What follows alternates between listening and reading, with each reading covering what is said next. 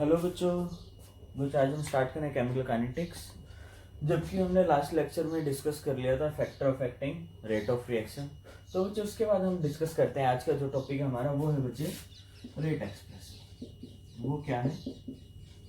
Rate expression. जो बच्चे आज का टॉपिक है ये एक मान के चले कि जो आपका केमिकल काइनेटिक्स है वो मेन जो बेस है वो आज से स्टार्ट होने वाला है, क्योंकि मेन आपके केमिकल काइनेटिक्स में आपसे पूछेगा order of reaction, rate constant, हाँ फिर सारी चीजें। तो बच्चे जो आज हम स्टार्ट कर रहे हैं वो है रेट एक्सप्रेशन और एंड रेट कांस्टेंट। आज बच्चों हम ये दो चीज पहले डिस्कस करते हैं। तो बच्चे पहले मैं बात करूं कि रेट एक्सप्रेशन क्या रहता है। नाम से पता चल रहा है कुछ रेट को एक्सप्रेस करना होगा कि हम कैसे रिप्रेजेंट करते हैं। तो बच्चे देखो हम कैसे करते हैं, पहले आपको समझाया था, फिर रिटर्न में बीच में हो जाएगा। जैसे जब हम बात करें रेट हम पढ़ चुके हैं। रेट क्या था बच्चे? रेट किस पे डिपेंड था? आपके जो रेट डिपेंडेंट था वो किस पे था? जो यानी नॉर्मल हम बात करें, जो आपने नॉर्मल पढ़ा था, रेट किस पे डिपेंडेंट होती है? कंसंट्रेशन। रेट किस पे डिपेंडेंट होती है? कंसंट्रेशन पे। यानी कि रेट कंसंट्रेशन पे डिपेंड करती है। अब बच्चे जो कंसंट्रेशन है, यानी कि अगर हम बात करूं जो रेट है, कंसंट्रेशन हमारे पास लगा लो कोई ए है, कोई बी है, इस पे डिपेंड करेगी। अब बच्चे जो रेट है ये इस पे डिपेंड करती है। अब जैसे हम बाद में कोई एक केमिकल रिएक्शन की बात करता हूँ, लाइक ये केमिकल रिएक्शन है ए प्लस बी गिव, ये कोई केमिकल रिएक्शन है। अब बच्चे जब हम बात करें रेट एक्सप्रेशन, वो क्या है? Rate expression is directly proportional to concentration of reactant. ये बोल सकते हैं इसमें कि रेट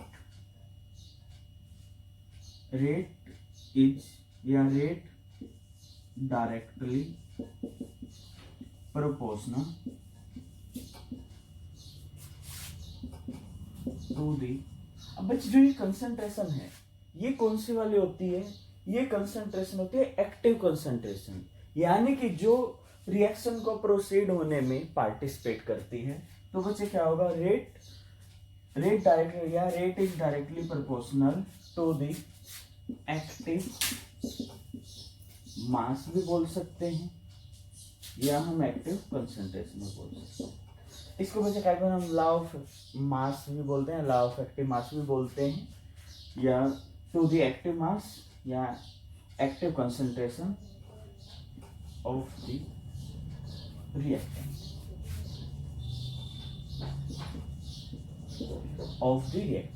अब बच्चे ये हो गया इतना, यानी कि जो ये है ये इसकी एक्टिव मास है या इसकी कंसंट्रेशन पे डिपेंड करती है। अगर बच्चे यहाँ पर कुछ न्यूमेरिकल कोफिशिएंट दिया जाए, मान लो यहाँ कोई n दे दिया, यहाँ m दे दिया, तो क्या होगा? तो बच्चे जो ये न्यूमेरिकल कोफिशिएंट हैं इनको हम क्या बुलाते हैं? ये हो गया या ये हो गया न्यूमेरिकल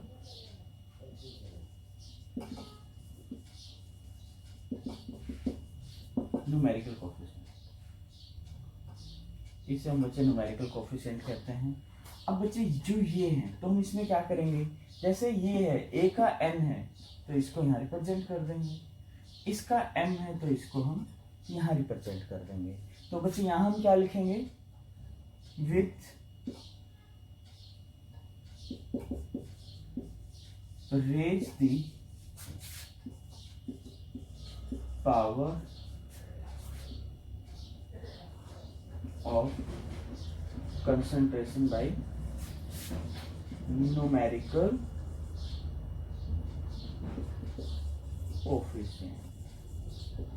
यानी कि जो ये न्यूमेरिकल कोफिशिएंट है इसको हम, जो ये न्यूमेरिकल कोफिशिएंट है इसकी पावर में रेज करेंगे।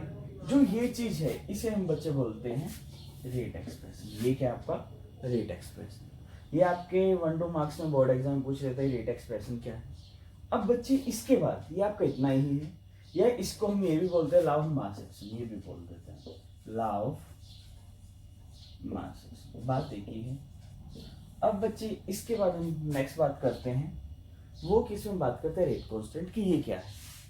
तो बच्चे जब हम बात करते हैं रेट कांस्टेंट की, चीजें यही रहने वाली हैं, थोड़ा सा वेरिएशन आता है। वो क्या है?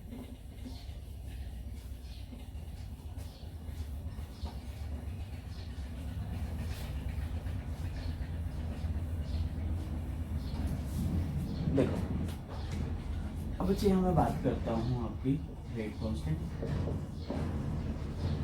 जो बच्चे अभी हमने पढ़ा था रेट एक्सप्रेशन, सेम वही। जैसे मान लो रेट है, रेट किस पे डिपेंडेंट है, मान लो ए पे है। अगर कोई ए अकेला है तो ए पे लिख देते हैं, ठीक है। अब बच्चे जो ये डायरेक्टली प्रोपोर्शनल है, इसको हटाएंगे तो क्या आ जाएगा, कोई के का साइन आ जाएगा। ये क्या है आपका डायरेक्टली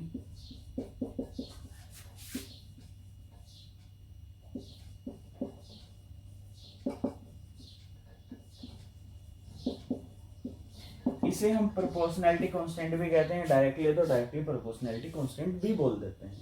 तो बच्चे ये हुआ आपका के कांस्टेंट। जो यही के कांस्टेंट है इसी को हम क्या कहते हैं, रेट कांस्टेंट। यही क्या है, रेट कांस्टेंट। यही होता है रेट कांस्टेंट, यही आपके काम में आएगा। अब बच्चे हम बात करें जो ये रेट कांस्टेंट है, अब ये रेट कांस्टेंट आपकी हेल्प करेगा आपके ऑर्डर ऑफ रिएक्शन निकालने को। यही आपकी किस में हेल्प करता है, help to determine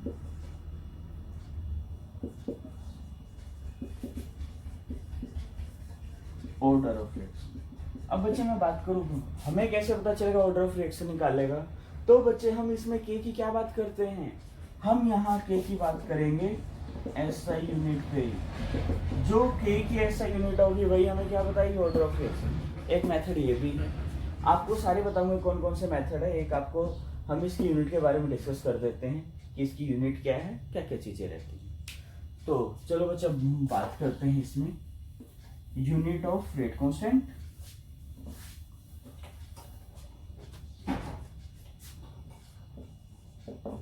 unit of rate constant. अगर बच्चे मैं बात करता हूं जो आपकी रिएक्शन है वो क्या है, सपोज फर्स्ट ऑर्डर है, यहां हम बात करें लाइक जीरो ऑर्डर रिएक्शन। बच्चों आज मैं इस लेक्चर में आपको सिर्फ नाम ही लूंगा, like zero order reaction, first order, second order, इस टाइप से। जो आपका नेक्स्ट लेक्चर रहेगा उसके अंदर मैं आपको मोलिकुलैरिटी और ऑर्डर ऑफ रिएक्शन कि हम कैसे बताते हैं, दोनों में क्या डिफरेंस है, वो सारी चीजें डिस्कस करेंगे। तो बच्चे देखो जब मैं बात करता हूँ जीरो ऑर्डर रिएक्शन, इसमें क्या होता है, यानी कि जो रिएक्शन है, reaction not depend on concentration, ठीक है, not depend on concentration depend नहीं करती। यानी कि जो रेट है ये किस पे, मान लो कोई ए कंसंट्रेशन है, डिपेंड नहीं करेगी तो ये क्या हो जाएगा, ए जीरो। तो बच्चे ये क्या हो जाएगा, k is equal to a zero. अब बच्चे जब ये ए जीरो है तो इसका मतलब क्या है, कुछ भी नहीं है, तो हम ये बोल सकते हैं आर इज इक्वल टू के। और बच्चे जो आर क्या है, रेट। तो बच्चे नॉर्मल रेट क्या होता है, कंसंट्रेशन अपॉन टाइम। तो हमारे पास क्या होगा यहाँ पर, यानी कि k is equal to concentration upon time. अब बच्चे यहाँ मैं बात करूं कंसंट्रेशन किसमें डिटरमाइन करते हैं, कंसंट्रेशन मोल पर लीटर, किसमें, मोल पर लीटर में। और टाइम बच्चों सेकंड में, किसमें, सेकंड में। तो बच्चे अब इसकी यूनिट क्या हो जाएगी, तो बच्चे यहाँ जो हमारे पास के है, के की यूनिट क्या हो जाएगी यहाँ पर, मोल पर लीटर पर सेकेंड। ये किसके लिए है, जीरो ऑर्डर। आगे समझ। तो बच्चे ये आपकी जीरो ऑर्डर, अगर आपको कहीं भी आपको ये दे दिया जाए, ये यूनिट देख के आप बता दोगे ये जीरो ऑर्डर है कौन सा है। ये आपका था बच्चे जीरो ऑर्डर। अब हम बात करते हैं फर्स्ट ऑर्डर क्या है।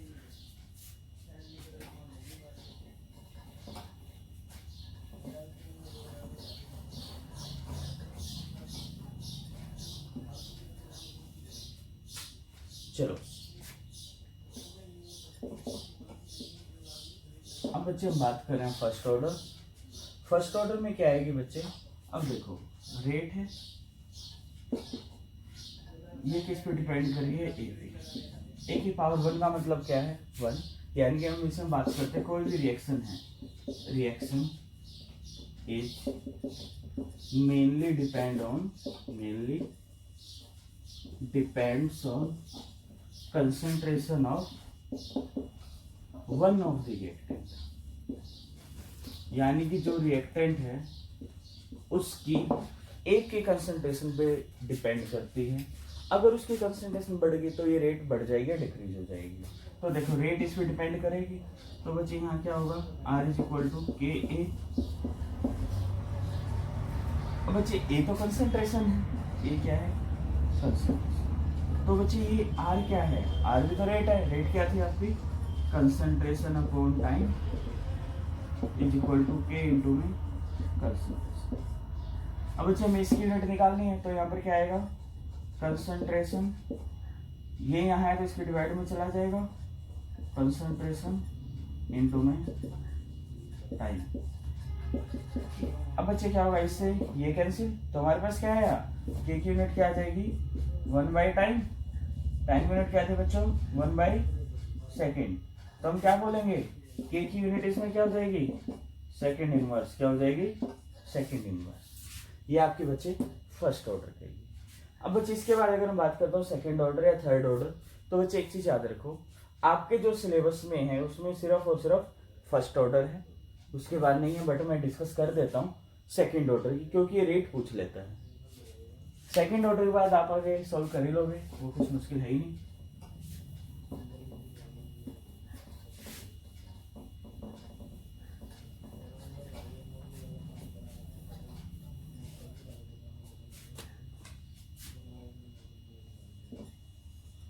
चलो बच्चों, अब हम बात करते हैं सेकेंड ऑर्डर।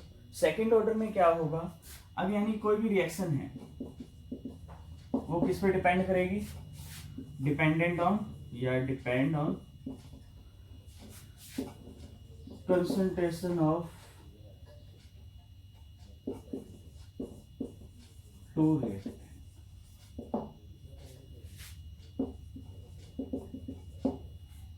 उसकी जो दो रिएक्टेंट यूनिट है उस पर डिपेंड करते हैं, यानी कि जो आपका रेट है,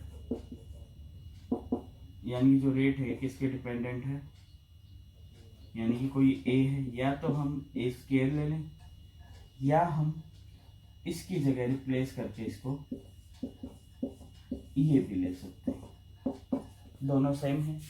चाहे मैं ये ले लेता हूं तो क्या होगा, R इज इक्वल टू के ए स्केयर, यानी कि मैं ये बोल सकता हूँ ये क्या आपका कंसंट्रेशन अपॉन में टाइम इज इक्वल टू के कंसंट्रेशन का स्केयर। अब बच्चे क्या होगा, कंसंट्रेशन का स्केयर नीचे आ जाएगा, तो यहाँ पर क्या होगा, कंसंट्रेशन डिवाइड बाय टाइम, और यहाँ कंसंट्रेशन, इसको मैं दो बार लिख देता हूँ कि आपको इजीली समझ आ जाए ये क्या है के। तो बच्चे देखो क्या हुआ, यहाँ पर एक कंसंट्रेशन से कट जाएगा, तो अब हमारे पास के क्या बचा, 1 टाइम इंटू कंसंट्रेशन। यहाँ ये बोल सकते हैं 1 कंसंट्रेशन इंटू में टाइम। अब बच्चे कंसंट्रेशन की यूनिट क्या थी, मोल पर लीटर, ये है यहाँ मोल पर लीटर। अब बच्चे क्या होगा, फिर ये इनवर्स है तो ऊपर चला जाएगा, तो हमारे पास के की यूनिट करें तो क्या आएगी, लीटर पर मोल पर सेकेंड। ये आपके बच्चे सेकेंड ऑर्डर किसके लिए है, सेकेंड ऑर्डर। ऐसे बच्चे अगर आपसे थर्ड ऑर्डर पूछता है, थर्ड ऑर्डर में आपको क्या करना है, कुछ नहीं करना, ये है इसको स्केयर कर दो, लीटर को क्या कर दोगे, कर दोगे, ये क्या हो जाएगा, ये भी इनवर्स में आएगा, ये आपकी किसकी होगी, थर्ड ऑर्डर। तो बच्चे ये थी आपके पास यूनिट ऑफ रेट कांस्टेंट, जो हमें हेल्प करेंगे ऑर्डर ऑफ रिएक्शन निकालने में। ये बच्चे आपको करना है, ठीक है। इसके बाद बाकी हम करते हैं नेक्स्ट लेक्चर।